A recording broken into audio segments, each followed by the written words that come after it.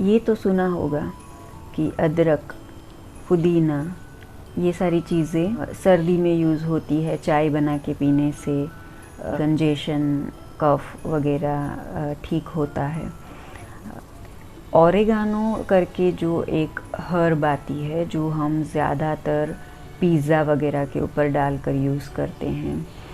अगर आपके पास घर में अदरक या पुदीना ना हो तो आप ये ओरेगानो का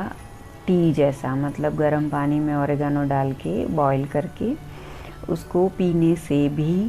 चेस्ट का कंजेशन दूर होता है, नोज़ का कंजेशन दूर होता है, नाक खुल जाता है, कफ में रिलीफ मिलता है। एज अ सेकेंड ऑप्शन आप ओरेगानो भी रख सकते हैं घर में, या फिर जो बच्चे मिंट यूज़ नहीं करना चाहते हैं, अदरक यूज़ नहीं करना चाहते हैं, उनको भी आप वो दे